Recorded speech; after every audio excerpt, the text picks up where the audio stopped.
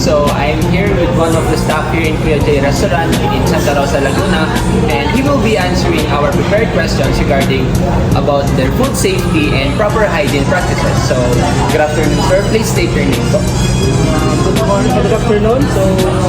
My name is Hussein Vasquez. I'm a POS manager here in RJ Soledad Restaurant. So I've been in almost 2 years as a manager. So ano po yung parang role niyo po dito as manager? Bilang kitchen manager, so pinapangalagaan ko, syempre, especially is yung food quality lagi natin, then food safety, at saka syempre yung flow, saka yung process flow ng kailangan yung nilalabas sa pagkain, laging maayos, laging prepared, laging maganda yung yung presentation, syempre also nasa quality. So for our first question po, sir, how often do you conduct staff training on food safety and hygiene practices? So paano ko ginagawa yung food safety and hygiene practices? So, first, bago kasi mag-start yung shift or bago mag-start yung duration is lagi namin i-remind or lagi namin pinapalala, especially sa mga hindi pa-practice or hindi nagagawa yung mga yung food especially hygiene, especially di ba pag mag-iingin pa lang or papasok, kailangan naka-proper uniform at personal hygiene, kailangan lagi naka-practice. So lagi namin nire-remind yan every time na magka-huddle or every time na mag-i-start sila ng duty nila. Can you describe the process of receiving and storing perishable ingredients to prevent contamination? So sa pagdating naman sa ganyan, so meron naman tayong separation or proper segregation ng mga lapses. Lagi naman siya naka-close, especially yung mga waste segregation natin. Naka-close yan, naka-separate para hindi magkaroon ng direct contact sa mga goods and yung mga pagkain natin na kailangan gamitin pa or hindi nakaroon. Lagi sila naka-separate. So third question po, sir. What measures are in place to ensure proper hand hygiene among the kitchen staff? Sa tao rin, para sa amin, is hindi namin hinahayaan na yung sa bagay sa alam natin yung mali or alam natin yung hindi na tama. Like for example, yung proper hand washing lang. Doon pala sa proper hand washing, kailangan natin ma-discipline or ma-implement na consistent yung ginagawa nila para monitor natin yung proper hygiene natin. Sir. Fourth question po, how frequently are equipment and utensils sanitized to prevent cross-contamination? Every time na, like for example, every time na may nag-ready, so lagi natin sinasanitize. Every time, as soon as needed, kailangan talaga. Pero, like for example, nag-ready sila or nilinisan, automatically sinasanitize. Hindi natin nila kayaan na iiwanan or i-titaiga. Kailangan natin makanggal para mag-organize na natin. Thank you, sir. Mabuhay. So, we're still with Sir. So, now, let's proceed to the second segment of the interview. So, the fifth question, sir, is what steps do you take to monitor and control the temperature of food storage areas? Sa pag-control naman, so nag-start yan sa ordering nyo. So kung gaano kalaki yung storage natin para sa order natin, yun lang yung kailangan natin makuha or ma-order para dun sa storage natin. Para ma-monitor natin kung yung temperature is hindi pa baba or hindi nag-exceed dun sa hinihingi na requirements. So, may kanya-kanya kasi. Meron tayong cold, frozen, saka meron tayong chilled na kanya-kanyang storage. So, kailangan dapat maintain yung temperature dahil hindi siya bumababa ng temperature na hinihingi nila. So, the sixth question, in the event of foodborne illness outbreak, what protocols do you have in place to handle the situation? Sa ganito naman, so aware naman ang lahat dito. So, included na mga staff natin. Aware naman na sila regarding sa mga foodborne and so, sila naman is na fully oriented na bago sila deploy o bago sila mag-start. question naman po, can you explain the procedures for ensuring that food is cooked to the appropriate temperature? So ayan, sa proper cooking naman or pag-prepare na pagkain, so meron naman tayong sinusunod na process, procedure or guidelines para yung nilalabas natin or yung food natin na i-serve sa guest or sa customer is talagang na-cook and siya, no? And nasa proper temperature bago i-serve. At para maayos din yung maayos yung presentation. So especially yung mga cook and non-cook natin na product, especially yung mga frozen goods natin.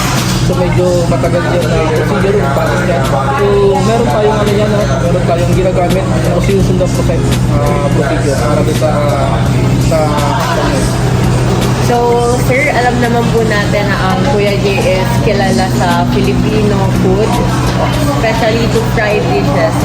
So, paano nyo po na manage yung allergen information or paano nyo po napapaiwas yung mga allergic reactions sa mga food consumers nyo na pumupunta?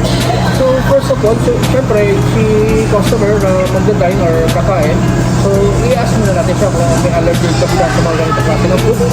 Then i-explain natin, sir, meron po ba tayong allergy sa mga ganito kasi si food na to is merong ingredient regarding na example like for example na allergy sa ganito. So i-explain mo natin para yung guest is aware sila na yung pagkain is meron silang allergy. At para maiwasan na rin natin yung karoon ng problema sa kanila.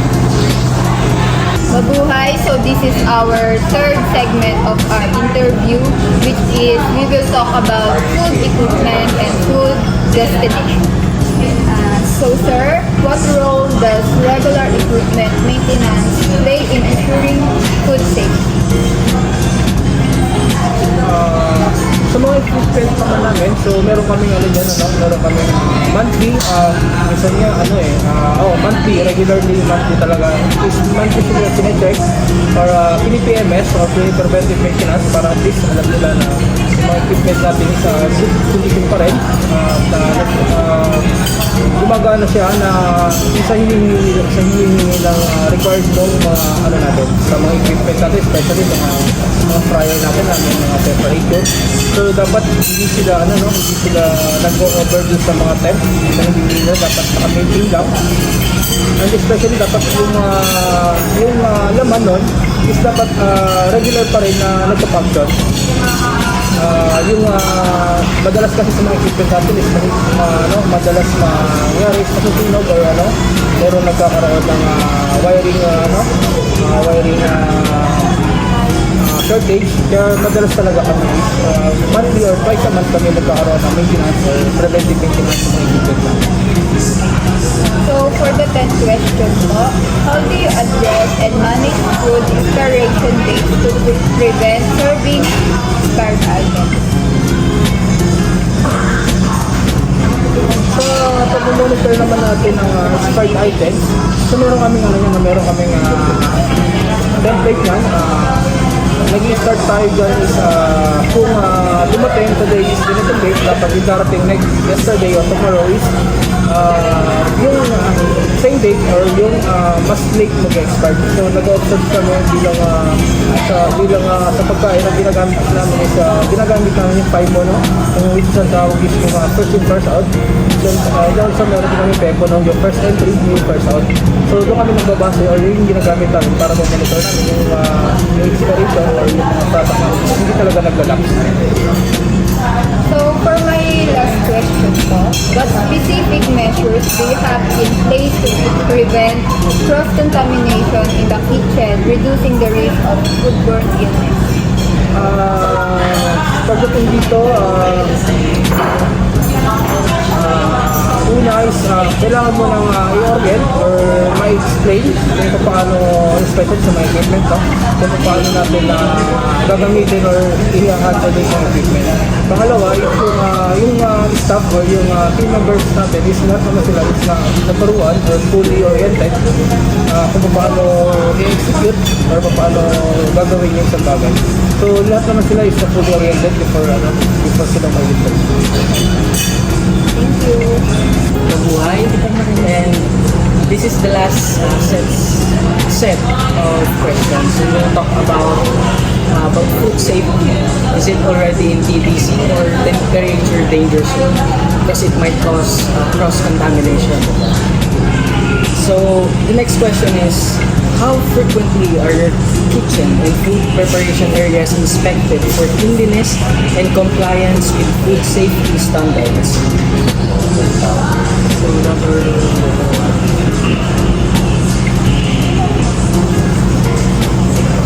question of the how frequently are your kitchen and food preparation areas like cleanliness and compliance with the food safety standards? So,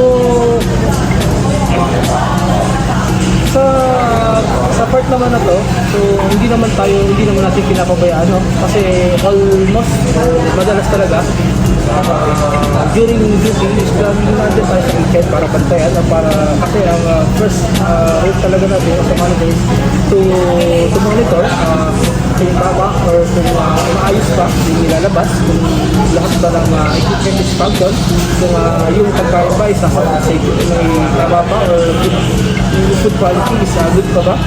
Then also yung presentation and yung temperature, no? Hindi natin pwedeng ilabas yan ng overcook or dry. Hindi natin pwedeng ilabas yan ng malamig. Kailangan yung temperature niya is maintain yung maayos yung yun yung pag-monitor namin. All of my duty halos kadalasan or para araw na ginawa sa duty namin is lahat madalas talagang nandiyan kami, binabantay namin para at least hindi magkaroon ng kahit anong problem or naiwasan natin yung maintain to prevent na yung natin. So the next question po, number 13. Here at Kuya J's restaurant, may you describe to us the protocol for monitoring and maintaining safe temperatures during food storage, preparation, and service?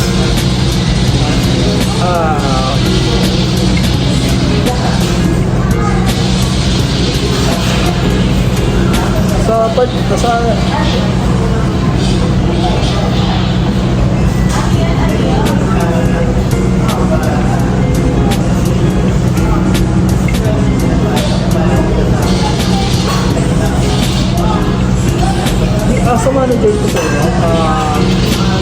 ginagawa ko kasi ito, yung for me kasi is meron din sa amin implementation or pinapatapos pagdating sa mga food safety inspection sa ito. So bilang isang kitchen manager kasi nagkita ko or masyado akong sensitive pagdating sa mga pagkain na nilalabas mo. Kaya so para sa akin, yung pag-monitor nito or yung protocol na ginagawa ko rito is ayoko or hindi ko gusto na maglalabas ng kahit anong pagkain hindi maganda tingnan sa mata or hindi siya proper yung pagkakaluto, hindi siya naman sa tamang process. Yung number one na ayaw ko talaga sa kanila na gagawin nila. So ang pinakangano ko dito is ayoko or hindi natin hinahayaan na ma-serve din sa mga pagkain na wala sa standards o hindi naman sa tamang process. May ano po kayo, meron ginagamit po meron tayo lahat guidelines or process, procedure or yung tinatawag na recipe guidelines. Meron tayo ginagamit yan. Lahat doon tayo nagpabase. Hindi tayo magpapaging shortcut o gagamitin yung sariling discard. Meron tayo pinagpunta. So number 14, in the event of a suspected foodborne illness, what steps does your restaurant take to identify the source and prevent further contamination? 14? Yes. Parang hirap pa ng question. Paano nyo po nalalaman?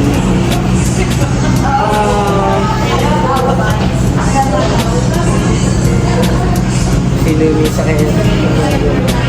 Ano kasi, paano ba? Dito kasi sa part na to, no? Parang hindi ko na halos reply. Hindi ko na rin talaga halos na to. Nasa-check ko kasi lang ako. Process talaga ako eh. Then,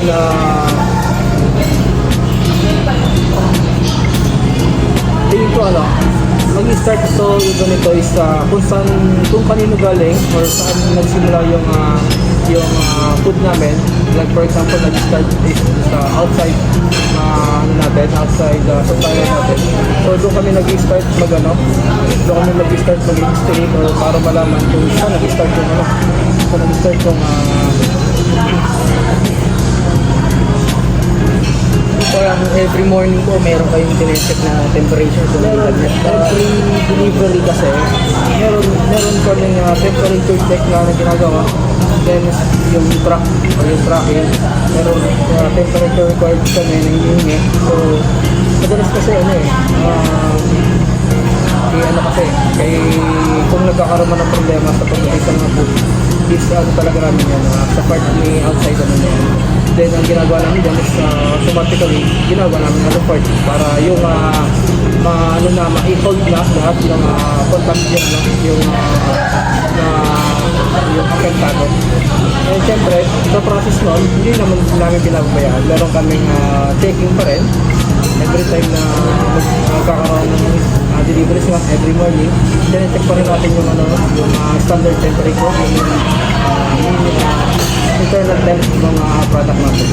Like for example, especially yung yung mga fast, mabilis yung mabibilis masira ang pagkain. Kasi dito talaga yung binabandan mo doon.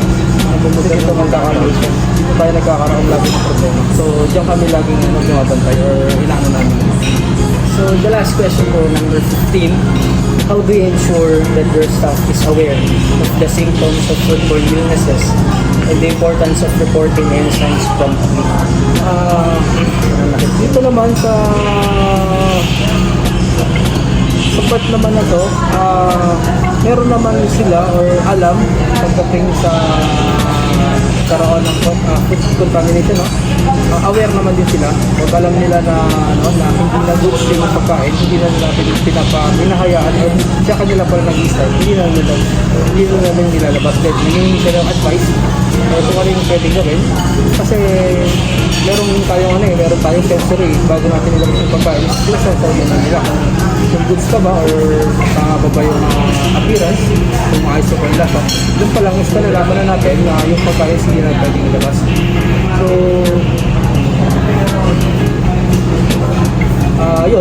kailangan laging double checking lagi. Yun lang din yung part namin. Double checking lagi bago natin ilabas o bago natin isabi pagkain. Follow-up questions lang po. Meron po ba kayong parang proper training para maging aware ng mga staff sa mga symptoms o foodborne illness para sa foodborne illness? Before kasi sila mag-start dito is na-orienta sila na sa GMP kasi part na ng food safety talaga yan. So bago sila ma-deploy dito is na-orienta sila. Na-orient na mula sila ng amin head office bago sila i-deploy dito. Ina-explain sa kanila kung para saan yung ginagawa nila, para aware sila lahat sa ginagawa nila. So sila naman aware naman yun sila na kung paano or saan yung gagamitin, so tuwing kailan gagawin yung pag-detect. Ano po yun? Kada buwan, kada 3 months yung training Yung GMP training. So siya practice ka lang sa amin yan. Ang training talaga namin kasi is before mag-deploy, tinitrain sila. Then pag nasa duty na or nasa ship na, nila sila, pinapractice na lang, re-remind ko lang. So ito is hindi na to ganyan, siya is hindi na pwede to, ikaw ay nalilimutan mo na to, kailangan natin practice ito. So doon na lang kami doon na lang din natin ginagamit yung natin. That's all, sir. So, thank you for your time and effort para po sagutan yung questions na Thank you.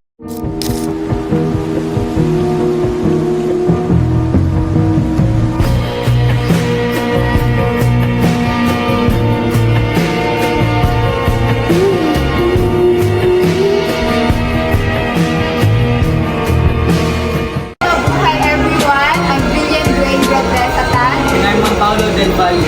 And now we are now aware of how they handle food with safetiness.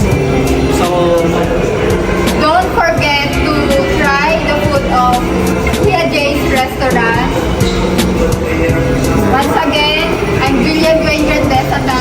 magbaon sa Delpan.